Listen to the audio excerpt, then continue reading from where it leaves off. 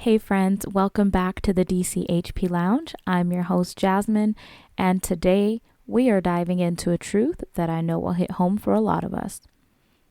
Maya Angelou once said, "You can't really know where you're going until you know where you've been."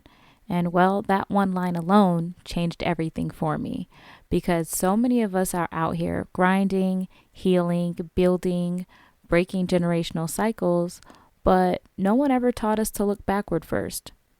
In this episode, we are talking about the healing power of awareness, the kind that comes when you finally start asking questions, the kind that comes when you look at your family story and not just the pain, but also the patterns, the pride, the possibilities you didn't even know were yours to claim.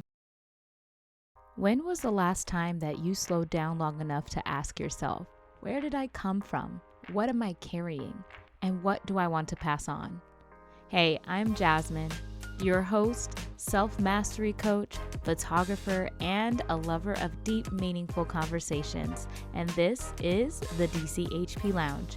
Each week, we hold space for real stories, soulful reflections, and intentional dialogue to help you discover your roots, connect with what matters most, heal the parts of you that you need, and protect the legacy you are here to leave behind. Because healing your story isn't just personal, it's generational. So grab your journal and let's get deep together. So many of us want to move forward. We're in therapy, we're reading all the books, doing the meditations, listening to podcasts like this one. But I think we are skipping an important step. We are trying to heal without knowing where we're healing from.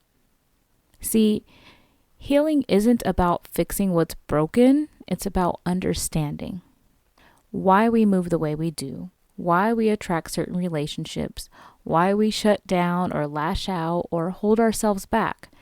And more often than not, that answer is rooted in the past.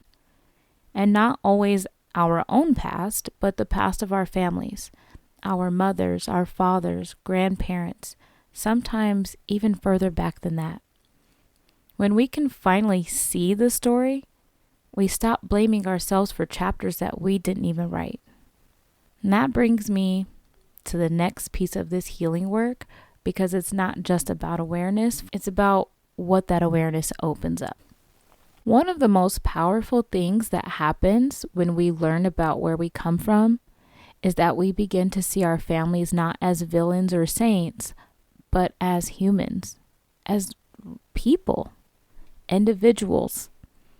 We start to understand that maybe our mom wasn't emotionally distant because she didn't love us, but because no one ever showed her what safety looked like. We start to realize that maybe our dad's anger wasn't personal, it was inherited. That kind of awareness cracks something open inside of us, and that crack is where compassion enters. Not pity, not excuses, but compassion with boundaries. Compassion allows us to say, I see where you come from, I understand you better now, and I still get to choose how I show up. And let me tell you, compassion is where the weight starts to lift in this process. Healing isn't just about understanding the why, it's also about what we do with that understanding. How we show up differently, how we break cycles, and how we become the version of ourselves that no one in our family has ever been. I've talked to so many people who are the first in their family to go to therapy, the first to say no, the first to choose peace over performance, the first to ask questions, the first to admit that something hurt. And it can be lonely, exhausting, even guilt-inducing. But here's what I want to say to you, if you're that person. Being the first is hard, but it's also sacred. You are not just healing for yourself. You are healing for every generation before you that didn't have the tools, and for every generation after you that now has a better starting place because you showed up, because you did the work. You are the bridge. You are the healing. that is how the cycle starts to shift. And maybe you've never seen anyone do this before. Maybe no one modeled this kind of work for you. And that's okay, because sometimes healing starts with something even more simple: curiosity. Honestly, it's so easy to look back on our families and feel angry, resentful, disappointed, and those feelings are valid. But I want to offer you something that changed how I moved through this work, and that was curiosity over judgment. To start asking questions. What happens when you ask, why did my grandmother move the way she did? What happened before she became the woman I knew? And what was going on in my parents' world when I was growing up? You're not excusing harm, but you are opening the door to understanding. And understanding is what frees us from shame. Sometimes the answers you find will literally break your heart, but they will also soften it. And the more curious you become, the more healing you create, and not just for you, but for the people you love too. This brings me to one of the most important lessons I've learned through this whole journey, and it's something I want you to carry with you too. When I started asking questions and piecing together my family history, I thought I was starting from scratch.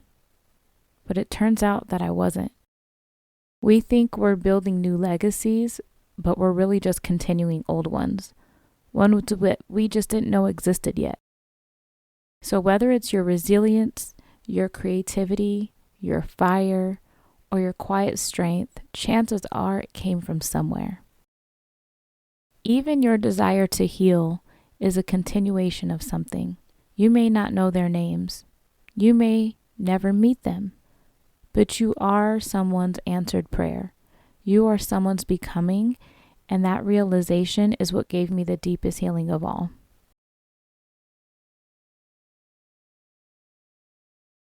Now, let's be honest. This work is not a straight line. There are days when understanding your past brings peace, and days when it just brings pain. Sometimes you feel empowered. Other days, you're confused and exhausted. Sometimes you learn something new and it just clicks. But other times, it opens a wound that you didn't even know was still tender. And here's what I want you to remember. All of that is still healing. It's messy, it's layered, it loops back on itself sometimes.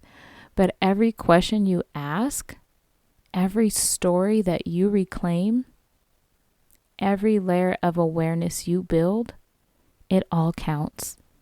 Just because you're not over it doesn't mean you're not healing. And just because you haven't figured it all out yet doesn't mean you're doing it wrong. Healing isn't about having a perfect family or a flawless origin story. It's about understanding your foundation so that you can build a future with intention. And if you've made it this far, if you are still listening, then you're doing it. You're showing up, you're healing. And that, my friend, is how the story starts to change. I want to end this episode the way that we always do here at the DCHP Lounge, with space to reflect and a challenge to take with you into the week. So this week's journaling prompt: what's one family story, pattern, or behavior you now understand differently? What has that awareness shifted for you? And this week's challenge? I challenge you to pick one family memory, good, bad, or neutral, and ask a relative for their version of it. Notice what shifts in your understanding when you hear their perspective. That one was always a fun one for me, so I'm excited to hear what you guys get from this week's prompt and challenge.